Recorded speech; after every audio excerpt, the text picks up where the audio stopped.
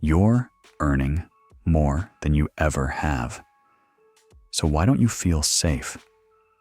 Your numbers improved. Your income went up. Your bank account looks better than it used to. On paper, everything moved forward. But nothing inside you actually settled. You still check your account with tension. Not casually, but almost bracing for something. You still hesitate before spending, even on things you've already decided you can afford. And that quiet sense that something could go wrong never left. It's subtle, but constant. So now you're stuck in this contradiction. You're doing better financially, but you don't feel safer. And that's where things start to break. Because at some point, you expected these two things to match: progress and relief, growth and calm. But they didn't. And the reason is simple. The problem was never just how much you make. Most people chase more thinking it will fix this. More income, more savings, more buffer, more distance from risk. And for a while, that logic feels solid. Because when money is tight, more does help. It removes pressure. It creates options. But once you pass a certain point, something changes. The pressure doesn't disappear. It transforms. Because your nervous system doesn't measure more. It doesn't care about percentages. It doesn't care about growth curves. It doesn't care how far you've come.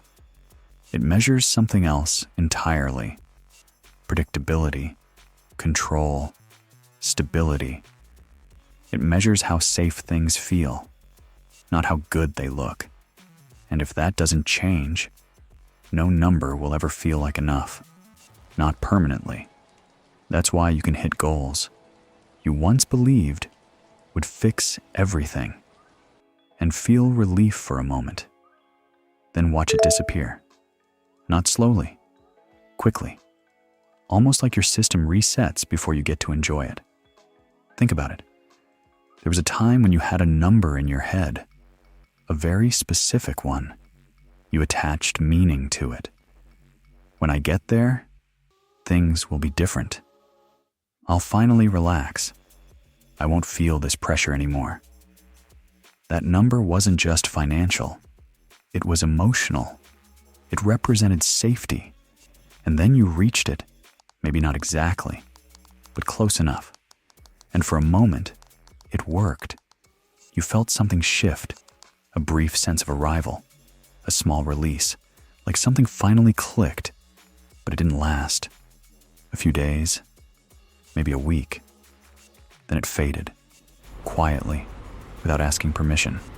And what replaced it wasn't relief. It was neutrality. Then, pressure again. And the strangest part? You didn't question it. You adjusted. You moved the goal a little higher, a little further, without stopping to ask why the last one didn't work. Now you're chasing something new, but it feels the same because the target changed, but the system didn't. You think you're chasing a number, but what you're really chasing is a feeling, and your brain doesn't attach that feeling to income. It resets it over and over again. That's why getting paid doesn't feel like relief anymore. It feels like an update, like something refreshed in the background. Useful, but not calming. And then something small happens. A charge you didn't expect, a bill slightly higher than usual, a notification you weren't prepared for, and your body reacts immediately. There's a spike, tension, focus, alertness, not because it's a big problem, but because it broke predictability. That's where the tension actually lives, not in how much you have, in how stable it feels. You can handle less money better than unpredictable money, because at least less is consistent. At least you can map it, plan around it, understand it. But unpredictability? That keeps your system on edge. always scanning, always checking, always trying to stay one step ahead. That's why spending feels heavier than earning. Earning increases your numbers.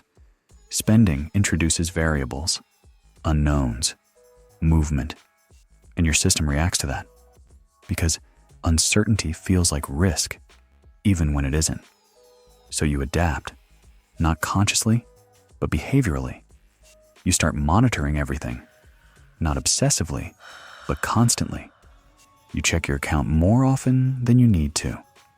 You mentally track what's coming in and what might go out. You rehearse decisions before making them. Is this fine? Will this affect anything? Am I missing something? You already know you're okay, but you still check because knowing isn't the same as feeling safe. Control starts to matter more than growth. Clarity starts to matter more than abundance. Knowing exactly what will leave your account feels more calming than seeing a higher number in it. And that creates a pattern. From the outside, it looks like discipline. And part of it is. But internally, it feels like tension. You delay purchases. You hesitate on decisions. You avoid small risks. Not because you can't afford them, but because they introduce friction. So instead of using your money, you manage it carefully, constantly. Your income grows, your savings increase, but your life doesn't expand with it. You don't feel more relaxed. You don't feel more free. You feel more responsible, more aware, more cautious, more involved in every decision. And over time, something shifts, slowly enough that you don't notice. Discipline turns into restriction. Structure turns into pressure. Control turns into vigilance. And you label it as being good with money. Because technically, you are. But it doesn't feel good.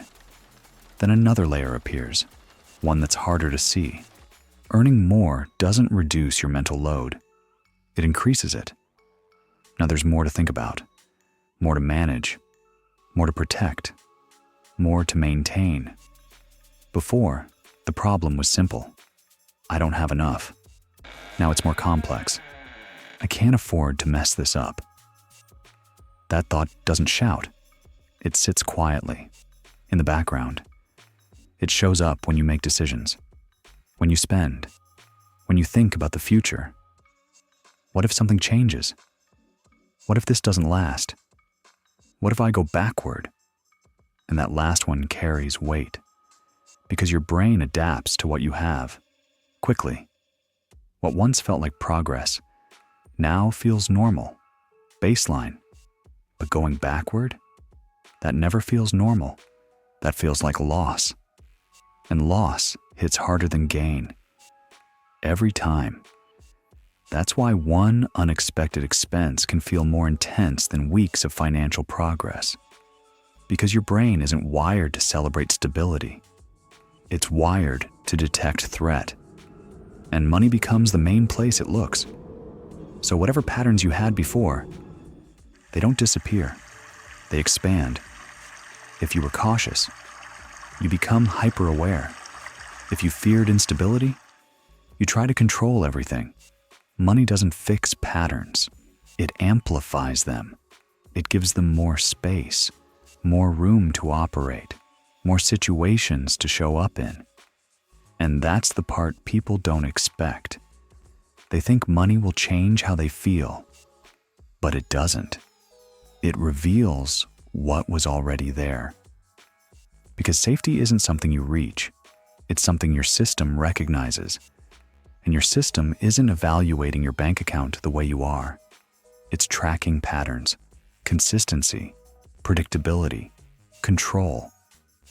So if your financial life still feels inconsistent, your body still feels unsafe, even if everything looks fine. That's why chasing more doesn't solve this. Because what you actually needed was less unpredictability, not more income.